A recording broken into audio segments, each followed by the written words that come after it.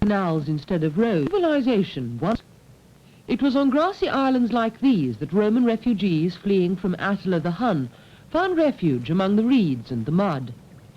They brought wood from the mainland and pushed piles down through the sludge and found a solid clay foundation to build on. They lived like marsh birds in nests made of reeds built on piles to protect themselves from the water, someone wrote in 421. Then they became more ambitious. The piles held firm. Stone took the place of wattles until Torcello rose out of the waters of the lagoon. They built this great cathedral dedicated to the Virgin Mary because they came to the lagoon on Lady Day. The cathedral is the only thing left now on this island of Torcello because the settlers found another cluster of islands and moved everything stone by stone to the other side of the lagoon. They called the new islands Venice.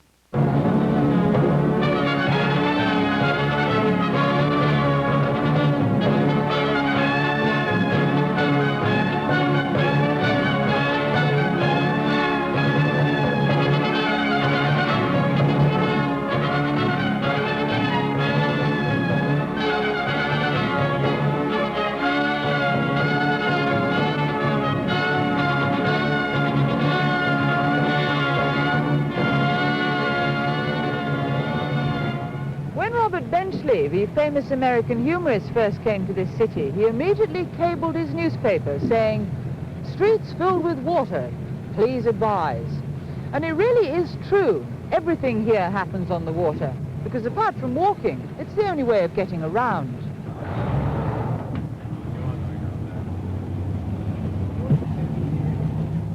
When the film crew and I arrive at an airport for a special assignment, there's usually a little bus to carry us and all our equipment to the hotel. But not in Venice. This launch picked us up from the end of the runway and brought us straight to the hotel door. Whilst we were going through the front door, the rubbish was being collected at the back door because that too travels on the water in Venice. You don't hop on a bus here. You board the Vaporetto. It's a very efficient service which always runs to time because, busy though the Grand Canal is, the traffic doesn't grind to a halt like it does anywhere else.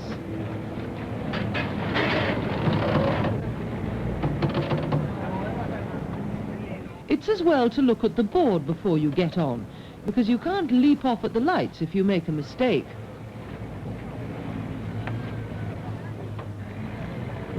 This is a Venetian cab rank. But water taxis are only for the wealthy because it costs more to run a boat than a car.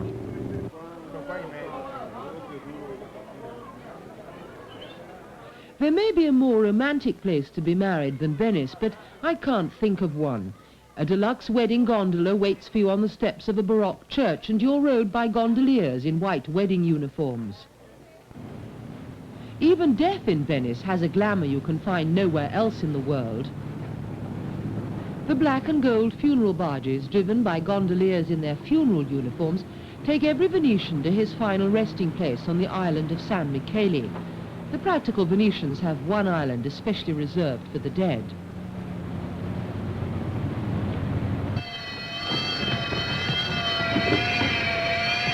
When the fire bells ring at the Venetian fire station, the men grab their equipment and run like they do anywhere else. But the fire engine is something different.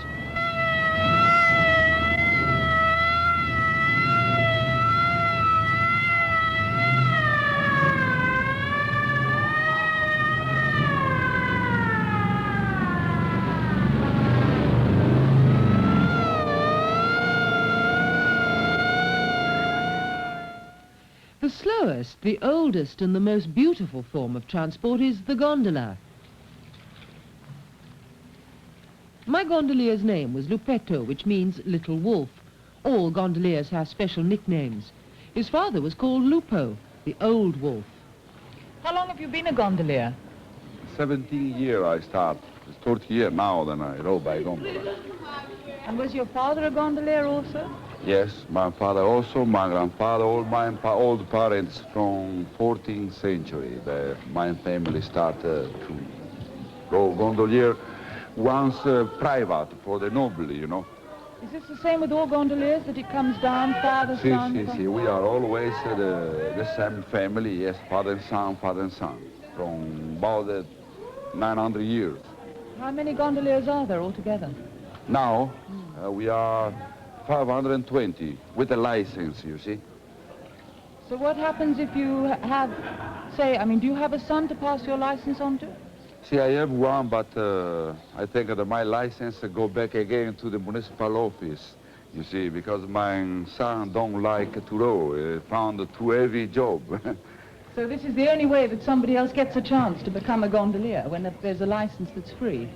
Free, no, but I don't rest free license, because many other gondoliers have many sons, you know. We usually today, the gondolier have 3, 4, 5 sons. So 1 or 2, every family have possibility to have license, you know. The other gondolier don't have sons.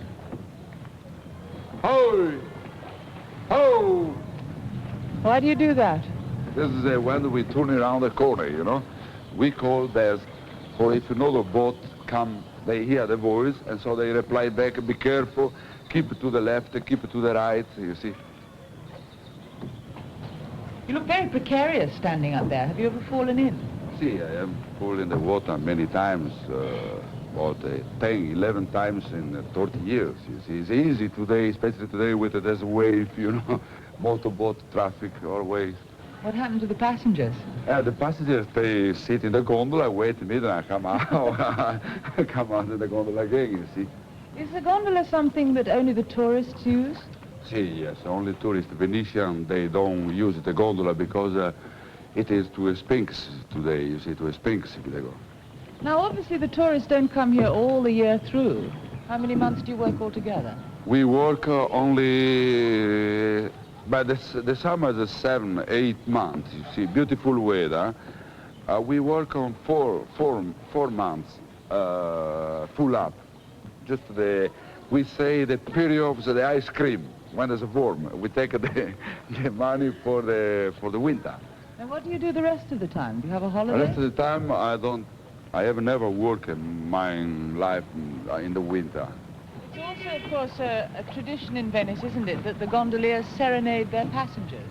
See, we have this every night. Me too. Go with the tourist passenger, you see, into the narrow canal with a singer and music, and for 1 hour we go round the little canals.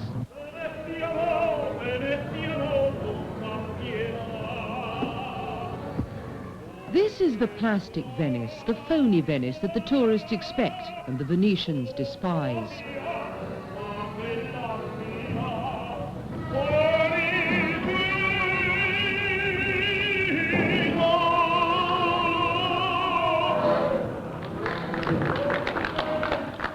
Once there were 10,000 gondolas in Venice.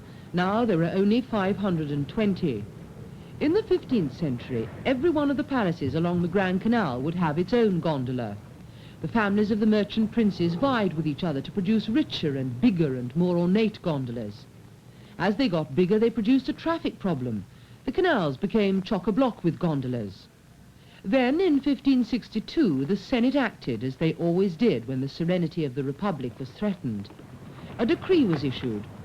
All gondolas must be built to the following design: exactly 10.85 meters from stem to stern and 1.42 meters wide at the widest point. All gondolas must be black and have no decoration except for the ferro on the prow, which will have 6 blades and be made of metal. Although no one knows why this symbol has always been on the prow. If you're not on water, you walk. Venice is the biggest pedestrian precinct in the world. Wheeled transport for the over 3s is strictly forbidden, except for the porter's trolleys. Some of these have little wheels on the front to help them over the thousands of step bridges. Football pitches are scarce in a city made of stone, so the local boys have to make do with this beautiful palace courtyard.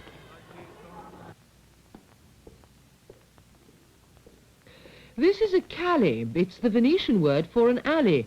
and there are 2,327 of them in Venice, covering 91 miles. The tall buildings on either side make it very difficult for strangers like me to find their way about. I wouldn't even go round the corner without taking my map with me. The street signs at the junctions are a help, although even they can be a bit confusing.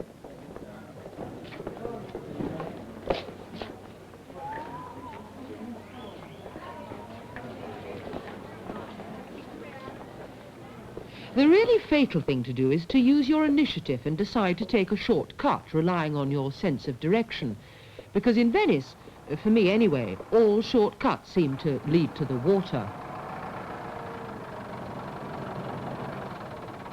Per favore, Santi Apostoli, Prima strada a destra e poi a sinistra. a destra e dopo sinistra. Grazie. Right and then left. That's what they all say. But how do you direct a stranger through a maze? Campo is the name for the open spaces, although the word really means fields. When the city was founded, each little community had its own church with an open space in front of it for a market and for shops, and with a scuola, which is a kind of trade union headquarters. And each campo had its own well. And of course, when you live in the middle of a city that's built on a salt water lagoon, a supply of drinking water is very important indeed. But the water didn't come from deep down in the earth. It was rainwater that was caught in these grids surrounding the well, which was then filtered down through sand and taken into a tank down below. And the Venetians didn't forget their animals, because beside every well, there's a pussy well for the city's enormous cat population. Venice has got 38 large campos, but only one piazza.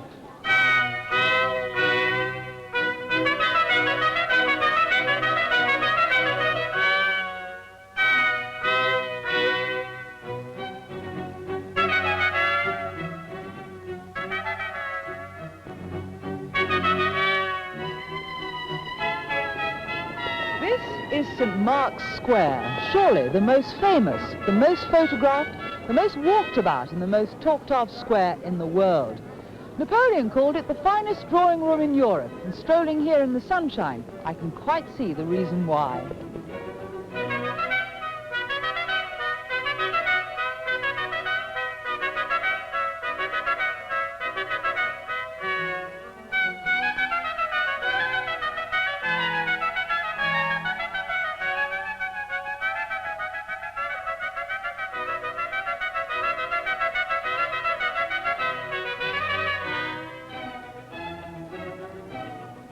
In Venice, close to many of the great churches, there's a campanile, a bell tower.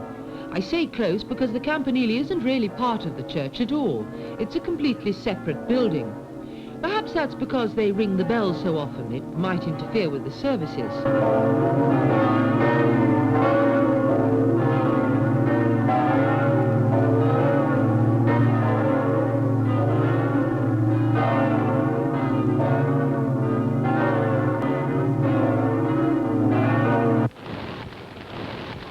Pigeons are the menace of St. Mark's. They used to release them in the square on ceremonial occasions, and that must be one of the greatest mistakes the city fathers ever made. Until recently, there was an official feeder of pigeons who appeared twice a day, but the birds became so numerous that the city council pensioned him off. Shortly after we left, they passed a law forbidding anyone to feed the pigeons. It's not the best city to keep a dog in either.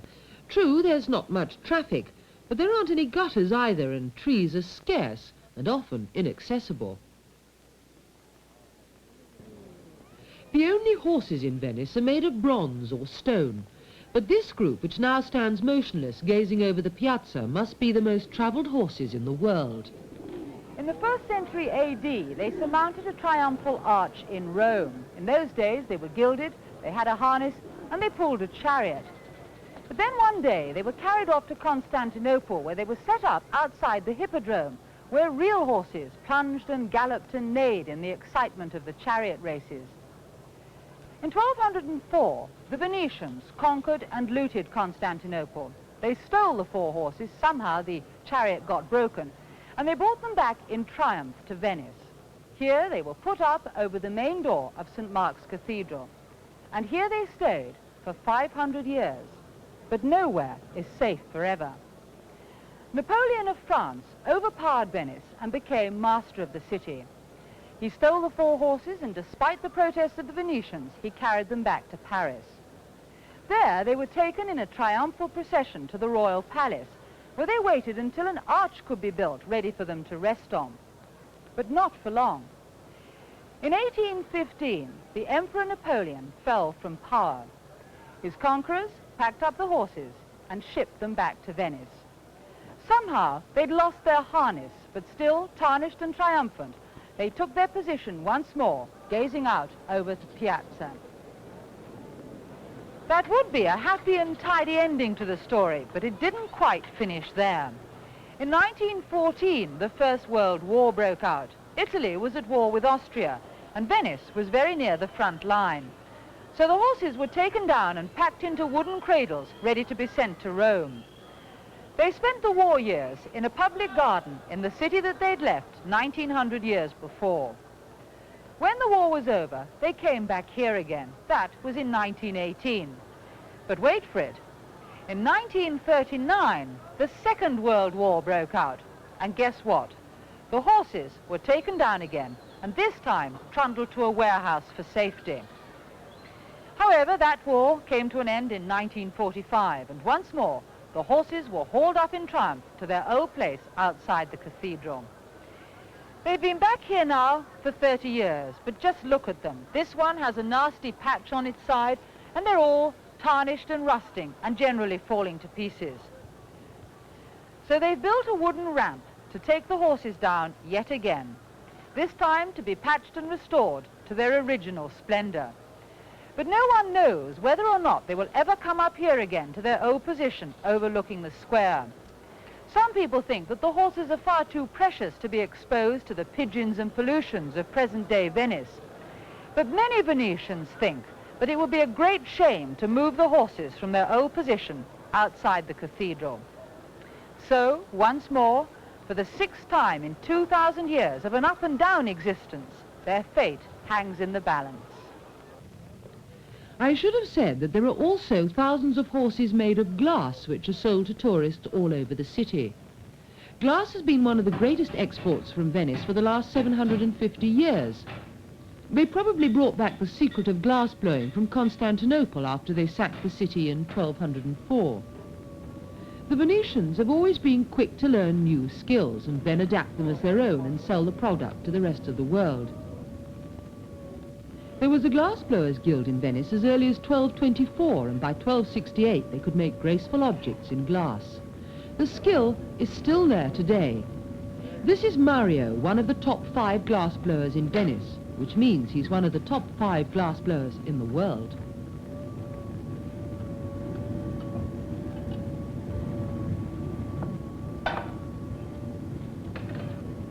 And this is John, a young American student who hopes one day to be a top glass blower in the States. If you go wrong at this point, can you just sort of melt it down and start again, or do you have to scrap the whole thing? You'd have to scrap the whole thing and just start over again at this point.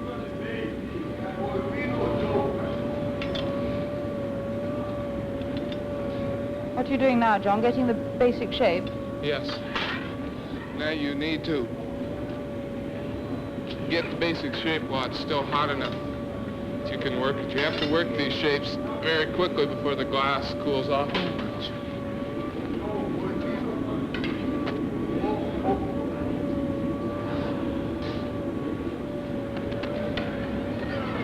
Do you have to keep turning the whole time so that you Yes. don't change the shape of it? Well, so you also keep your glass on center. It's rather like a potter's wheel, isn't it? Yes. But why is Venetian glass so different from any other glass? Is it something in the chemicals that makes it like this? Yes, it's basically a softer glass to work with. It reheats better. You work with the tools better. It's made to be blown very thin and made to be worked very thin. Now what about the tools? Are these the same tools that would have been used centuries ago? Basically the same. They haven't changed very much.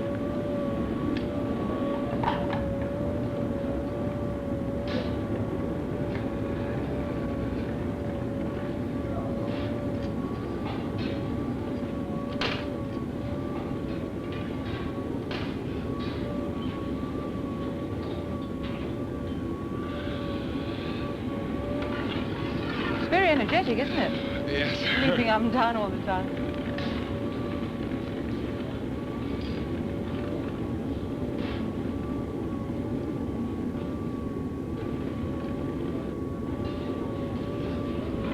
Do you feel you've learned a lot from your stay here?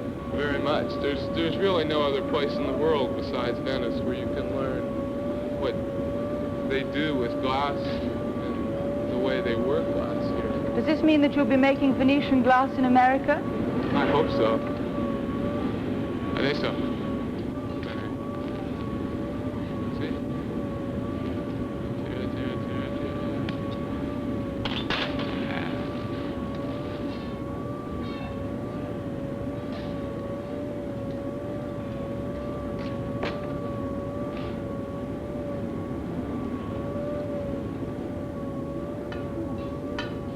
Not quite the nonchalance of the master yet, but I was very impressed by John's jug when it was finished.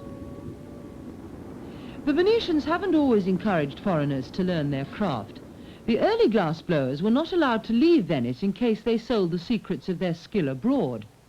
The ones who tried to were chased across the lagoon and, if caught, were dropped quietly in a deep channel reserved for this purpose.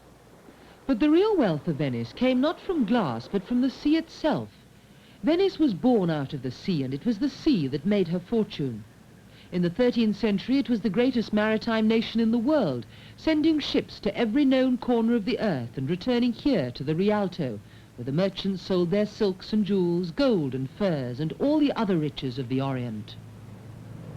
In Shakespeare's Merchant of Venice, Shylock, the old Jewish moneylender, says to his friend, "How now, Tubal, what news upon the Rialto?"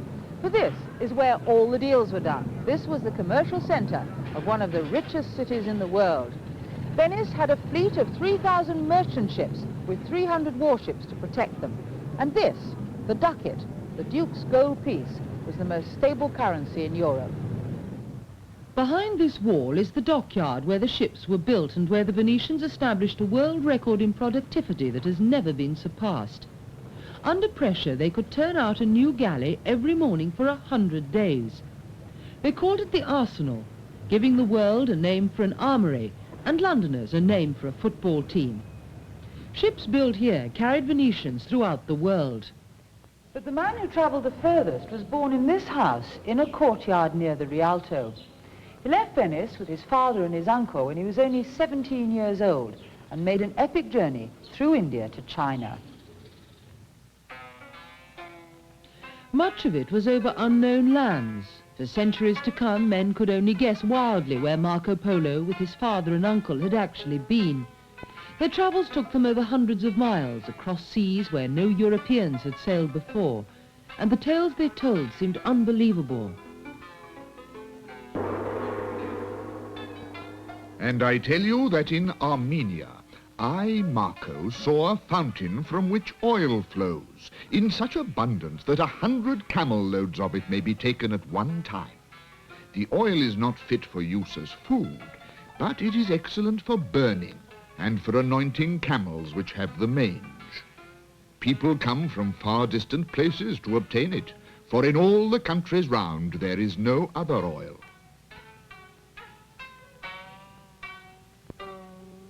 They continued their journey until they came to China, guarded by its vast and mysterious Great Wall, ruled over by its Mongol emperors, until at last they arrived at the imperial court of the great Kublai Khan.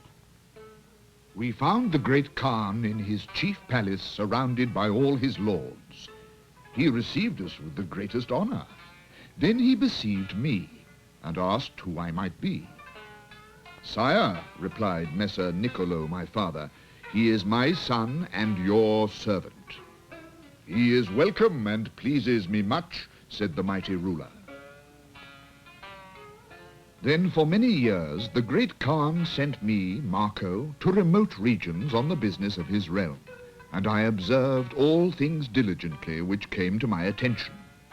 And I saw Xanadu, where Kublai Khan had built a stately palace encompassing 16 miles of grounds with a wall.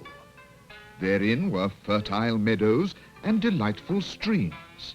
Beasts of the chase were ready for his hunting, and in the midst there stood a sumptuous pavilion. After years of living in China, Marco Polo, his father and uncle, begged to be allowed to return to Venice. "Why do you wish to leave?" asked the emperor. "Here you are the richest and most powerful of all my servants. You may wander where you please in my realm, but on no condition in the world can you leave it." Then their chance came, for an embassy arrived from faraway Persia. The widowed King Arghun sought the hand of the 17-year-old Princess Cocachine as his new wife. Then these lords begged that the Venetians, especially that I, Marco, should sail with them to the lands of the Lord Arghun. The great Khan showed displeasure in his countenance, but as he could not do otherwise, he consented, and caused us to be given a tablet of gold, whereon was written a command that we might pass everywhere in safety. 14 ships were prepared, each having 4 masts and sails and provisions for a 2-year journey. 2,000 people escorted the Princess Cocachine on her travels. At long last, they reached the port of Hormuz in Persia. While the princess looked out forlornly for a glimpse of her elderly bridegroom, Marco Polo went ashore to be told by the waiting nobles that King Arghun was dead. His young son Ghazan now reigned in his stead and was eager to welcome the king's bride. And indeed I tell you in all truth that Cocachine is now the wife of Ghazan, and I have recounted to you a thing which is well worthy to be praised, how these 3 messengers were entrusted with this great lady and placed her in the hands of her lord. And she wept when these 3 messengers departed from her to return to their own country. Marco Polo came back to Venice, to the house where he was born. He'd left as a boy of 17 and he returned, a bearded man of 41. He'd made the longest journey in the world. He wrote a book about it called Il Milione, the Man of a Million Marvels, or, according to some cynical Venetians, the Man of a Million Lies. And you can still see that the name is recorded on a wall in the courtyard. Yet when he was dying, Marco Polo was asked if he really had been telling lies and whether he wanted to take it all back. Firmly, he replied, "I did not tell half of what I saw, for I knew it would not be believed." The gondola ferry that would have carried Marco Polo and the merchants back and forth across the canal still plies across the same piece of water, but today it brings housewives to shop in the fish market.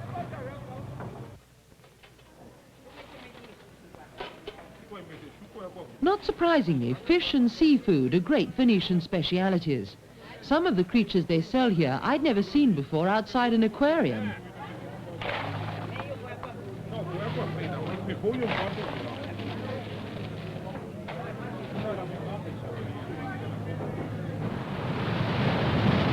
Because the sea has given them prosperity and power, and perhaps because the Venetians have always been afraid that in the end the sea would claim back their city, there has always been a special relationship between the citizens and the sea, a belief that Venice and the sea were one. Accordingly, every Ascension Day from 1177, the Doge, the ruler of the most serene Republic of Venice, would sail out in his gold state barge with silk hangings and rich upholstery, and solemnly marry Venice to the sea with the words, "We espouse thee, O sea, and the sign of our perpetual sovereignty." And then he would throw a gold wedding ring into the sea. You might think, like I did, that because the ceremony started in 1177 and finished in 1797, that there'd be 620 gold rings beneath the sea. But I'm afraid you'd be wrong. The Venetians don't chuck their gold about that easily. Immediately after the ceremony, divers went in to bring the rings back up again. There's a painting by Bordoni which shows a fisherman triumphantly giving the Doge back his ring, which he'd just retrieved from the deep. And it's called, quite simply enough, the return of the ring.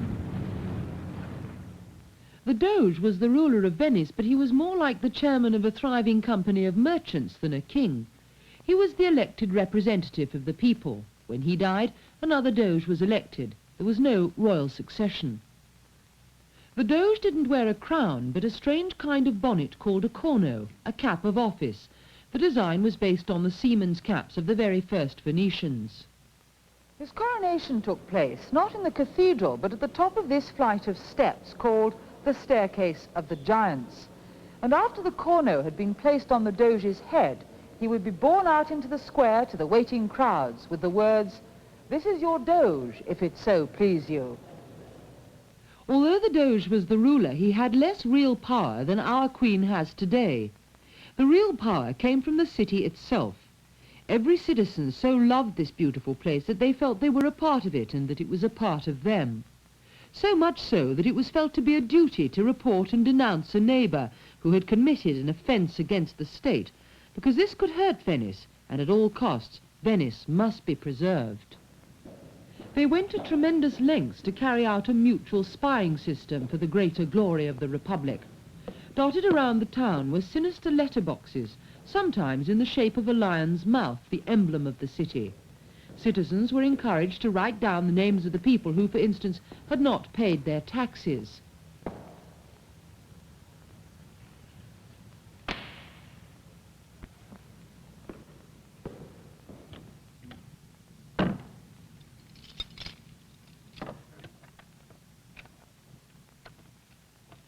Later, the box would be opened and the letter taken out and examined. If the accusation looked as though it was true, the offender would be summoned to appear before the Council of 10, the 10 men closest to the Doge. A torture chamber was close at hand should an offender need encouragement before he confessed. If he was found guilty, he would make the short, sad journey across this bridge, which connects the palace to the prison. Halfway across, the prisoner could pause and take his last look through the grille at the beautiful city he had betrayed. No wonder it became known as the Bridge of Sighs. The lion who might have swallowed the letters of accusation was the emblem of the city, because a winged lion was the emblem of their adopted saint, St. Mark. Lions are everywhere in Venice. Happy lions, sad lions, fierce lions, and funny lions. Sometimes carrying an open book showing the words, Pax tibi Marce Evangelista meus. Peace to you, Mark, my evangelist. These, say the Venetians, are the words spoken by an angel to St. Mark when he put into the Venetian lagoon to shelter from a storm. This is, of course, a legend. What is certainly true is that St. Mark came to Venice when the Venetians stole his body from a church in Alexandria and brought him back in triumph. It was called the pious theft. The Doge of the time was so impressed that he built a chapel to house the remains of the patron saint of the Republic. And for 1,000 years, St. Mark's Cathedral has been the glory of Venice.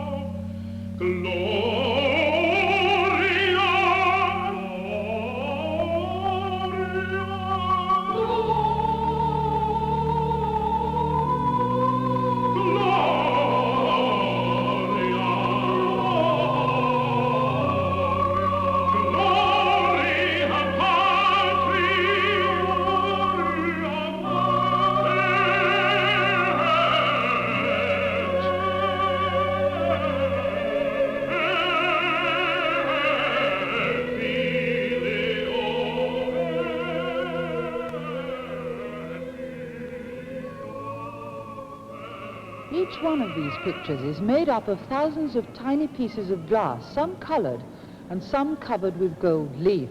And if you look at them more closely, you can see that each piece has been set by hand at a different angle to give a play of light over the whole surface. The mosaics cover a complete acre, so when you think that each piece of glass is only 1/4 of an inch square, it's not surprising that the mosaics took 500 years to complete. Great artists of every kind flourished in the golden age of Venice. Great composers like Giovanni Gabrieli and Claudio Monteverdi were choir masters here at St. Mark's. One of their jobs was to compose music to be sung at the religious services in the cathedral. This is where they would stand to conduct the choir.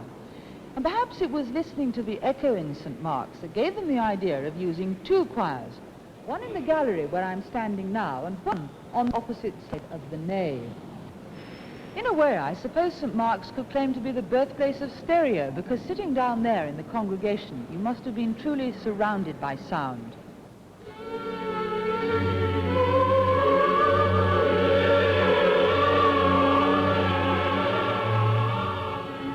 The Venetians are supposed to have first arrived at the lagoon on Lady Day, and so composers like Monteverdi and great artists like Titian, Tintoretto and Bellini gloried in paying a special tribute to the Mother of God, on whose day their city was founded.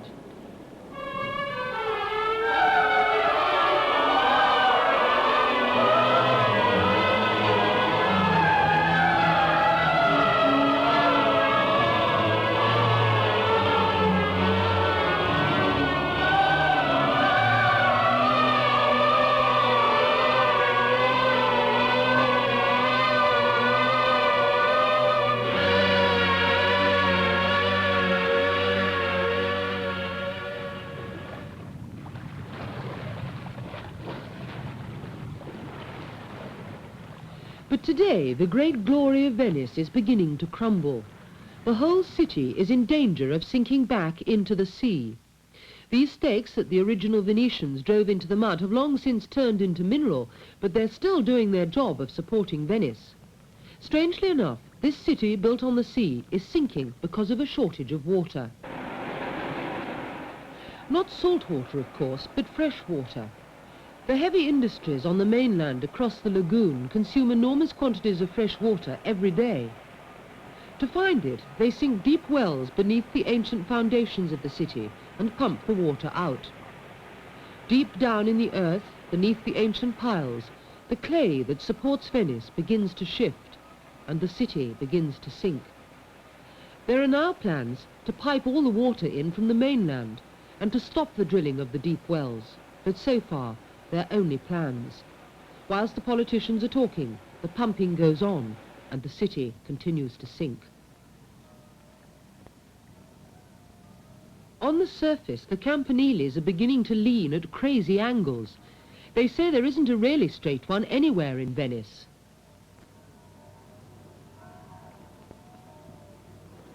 The Piazza of St. Mark on a summer's day could still be called the finest drawing room in Europe. But it's a pretty damp drawing room in the winter-time. Not only is the city sinking, but the tides are higher than they used to be. Again, they have plans to build huge lock gates at the entrances of the lagoon to keep the water out when the tides are high. But these, too, are only plans. And if they don't do something soon, Venice could end up a deserted island like Torcello. The Venetians are leaving Venice, and who can blame them? All over the lagoon there are picturesque ruins on little islands that once were thriving communities.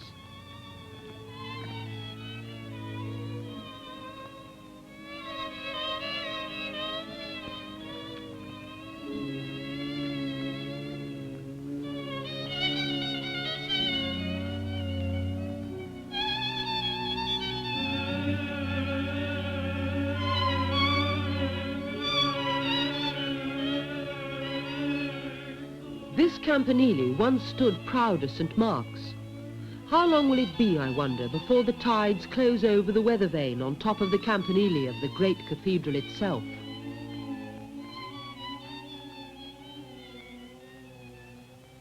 I always feel sad on the day I leave any of the cities I visited on special assignments, but this one seems sadder than the rest.